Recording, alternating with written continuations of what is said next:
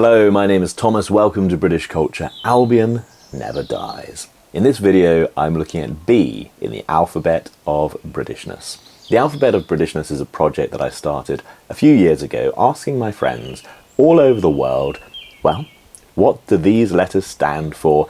How do they relate to British culture? How do you perceive British culture? It's an open question and it's an ongoing project. It's not finished. So feel free to comment your answers below at any point in the video.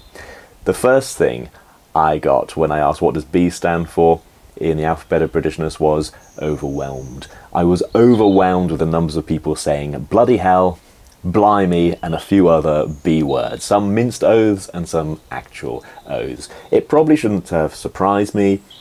These are phrases starting with plosives and plosive sounds, ones where you stop the airflow and then suddenly release. You know, b, p, k, t. These sounds are quite aggressive, and so naturally they use a whole range of expletive terms all over the world and in so many different languages. But it seems that my listeners found, well, British plosives, British expletives particularly striking. Bloody hell, I think, has been really popularised by Ron Weasley internationally because Harry Potter is such an international phenomenon, so many people saw it. I don't think that he created this, I don't think it comes from him, but I think it is spread worldwide by him. I did say in the original audio-only podcast a few years ago, I don't think anyone really says blimey in all seriousness, and a friend on the south coast of England messaged me and said, actually, I say blimey all the time. So of course these things are very regional in the UK, as so many things are. I'm recording this in the Bradford district, so that's a good B. Not everyone's perfect vision of a city, but the architecture is absolutely beautiful. And of course in the Bradford postcode there's Baildon and Bingley, where I live, and of course there's many places in the UK which have place names starting with B. I'd say the most beautiful outside the Bradford district is, in my opinion, Bath, a beautiful old Roman town. Britain is in fact a Roman term for these islands. Of course you have Brittany, and they looked from Brittany across the channel, they saw these islands and named them the British Isles. We don't have an exact idea of where this came from. Again, it's too ancient to be too exact. There are of course many classicists who really enjoy diving into this, but in short it's the word for all of these islands off the northwest coast of Europe. Geographically, it encompasses, yes, Great Britain and all the Scottish Islands and all the Welsh Islands and so many more, including Ireland and the Irish Islands. The Romans certainly thought so, but of course terms change and evolve. Geographically, we encompass the whole lot, which is hundreds and hundreds of islands. But of course, Great Britain, which may come up in G, Great Britain is just the biggest one. It's not meant as an adjective meaning super or wonderful or anything like that. Great Britain just means it's the biggest of the British Isles by some significant way. Again, it's not a political term, it is simply a geographic term, and that comes from the Romans.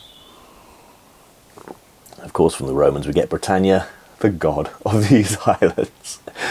B could also stand for badger, and that's my wife's suggestion. So that's why I'm wearing, well, my Hufflepuff jumper. I read Harry Potter in the last year for the first time, and before I did so, I knew that there were 4 houses, so I thought, well, I'll do the sorting out to work out which house I should be in, and it said Hufflepuff. Of course, Harry Potter houses are assigned by the things that you value, not necessarily qualities that you have, so, you know, hardworking, diligence, that kind of thing. Whether I have those or not is irrelevant. I value those very greatly. And the Hufflepuff house has as its animal the badger. This is a badger head that I created as a bit of a, well, bit of an art project, a bit of a pet project as I was reading them. There's a lot of artwork about badgers in the UK. It is Britain's largest natural predator. This is larger than actual size for a badger head. And they feed on things like, you know, worms, carrion, berries, roots. They are an omnivore. They're willing to eat all kinds of things. They go out and seek food by themselves, but they will come back to their sets. And they are to humans, non-aggressive. In fact, they'll go out of their way to avoid a human, despite being a pretty prickly customer if they are angered, if they do encounter an aggressive human. So able to defend themselves, able to defend their set, they are nonetheless very, very peaceable. I think in many ways they are a very, very British animal, and of course they are a protected species. They do occasionally need to have numbers controlled due to bovine tuberculosis. However, their role in spreading it, allegedly. However, they are a protected species. You can't go out and shoot one. That is a crime. They are a protected species. So, Bradford, Bingley, the British Isles, bloody hell. I suppose one other thing that could be a B, one thing that was strongly argued for by one of my listeners to the podcast was Belstaff, the jacket brand, and Barber, the jacket brand. So Barber jackets, when I was young, was very much a farmer's jacket. I lived very much in the countryside, and yeah, I always just saw it as a farmer's jacket. And then suddenly, when the James Bond movie Skyfall came out, there's James Bond. He's wearing it, and suddenly it becomes the must-have item in so many people's wardrobe. Talking of British film and television, I think quite a few people suggested that Blackadder should come up in B in the Alphabet of Britishness. Blackadder is how some people learned history, both in the UK and overseas. An unusual comedy series, because I would not suggest watching this from the first season. The first season was an interesting test, but I think Blackadder 2, the second season, is the one that you probably really ought to start with, kind of set in the Elizabethan era. Blackadder is a comedy historically set. The main character is an evil, scheming character played by Rowan Atkinson, more famous for playing Mr. Bean, and he exists as a scheming character throughout various eras of history, coming across the great and the good. Sometimes they're portrayed as we might historically expect, and sometimes they are the flip opposite of what you might expect. It's part of the genius of the show. Blackadder 2 has Queen Elizabeth I as quite the opposite of what you might expect, and I think it's the best Blackadder season. It's the one I enjoy the most. Many people much prefer Blackadder Goes Forth, of course, the fourth season, in which it's set in the World War I trenches. Very, very funny and very, very poignant.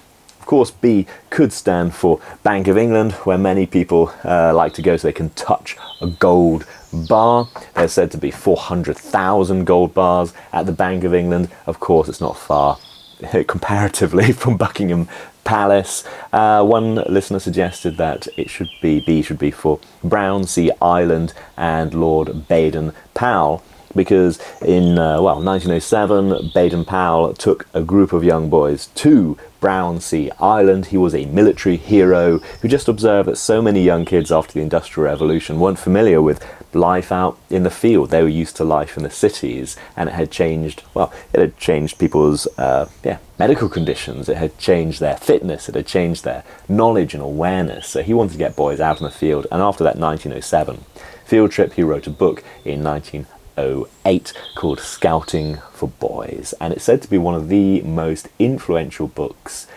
in history, potentially the most influential book of the 20th century, certainly in the top 5, because it changed so many boys and ultimately girls' childhoods, and he ultimately devoted himself full-time to the scouting movement from about 1910, even going to, for example, Hong Kong. In Kowloon, one of the really striking buildings is the Boy Scout building. And I suppose finally B could stand for Battle of Britain.